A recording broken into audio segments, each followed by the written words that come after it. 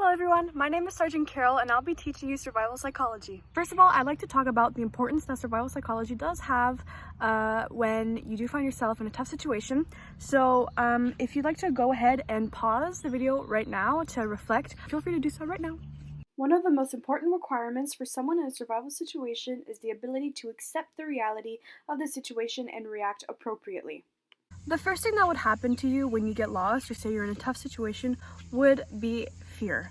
Your body's going to fill up with fear, but this reaction is completely normal and most of the time will help you get out of that tough situation. When you're scared, a natural reaction that your body will have to counteract that fear is give you a boost of adrenaline. Adrenaline is an amazing and productive way to get out of a dangerous situation. Next up, I want to explain to you guys the STOP acronym. Taking immediate action when lost in the wilderness is critical to dealing with fear. In such a situation, the STOP acronym should be employed. The first letter in STOP is S, which also stands for stop. When lost, stopping prevents the person from moving further away from the area a search crew may cover. It is also important to stop to think effectively and not make errors due to hasty decisions. The second letter in STOP is T, which stands for think. It is critical to think about what actions should be taken once a person realizes they are lost. Consider the danger and consequences of either staying or moving on. Consider the possible dangers that could occur and analyze the weather, terrain, available resources when deciding on the actions to be taken. The third letter in STOP is O, which stands for observe. Observe any physical elements that appear, such as fatigue, injuries, or increased heart rate. Observe any psychological elements such as fear or stress.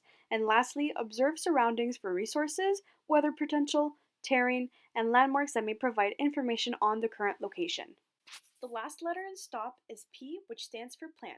After thinking and observing all aspects of the situation, plan a course of action that best utilizes the available resources. Next up, I'm going to be talking to you guys about survival patterns and how to employ them in survival situations. The survival pattern is a procedure used in survival situations. It's a method of prioritizing tasks. The most important thing to address in a survival situation is any injury. Treating injuries can prevent them from worsening, reduce pain, and allows for more involvement in survival activities. Fire serves many purposes in a survival situation. It can provide warmth, boost morale, and a sense of security. It is also a method for creating signals, purifying water, and cooking food. Shelter allows a person to be warm and dry from the elements.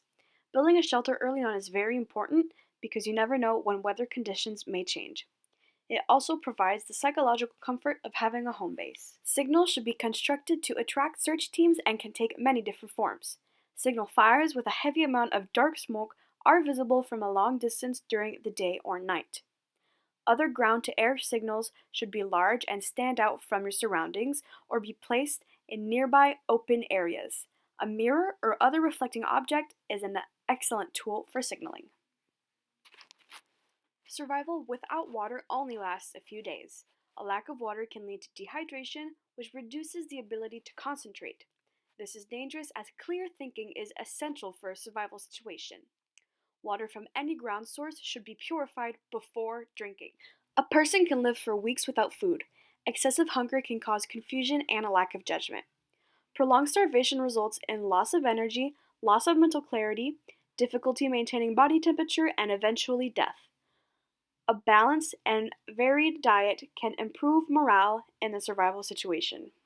When you're in a survival situation, obviously you're going to combat some issues, and I'm going to pass through the 7 most basic ones.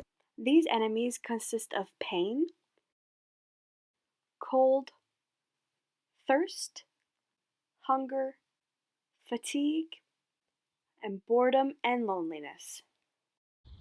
Alrighty, so we have reached the end of this lesson. The most important thing that I want you guys to retain is the importance that your own reaction to your fear can have. The more you accept it, the more likely your outcomes are going to be good. And I always want you guys to stop.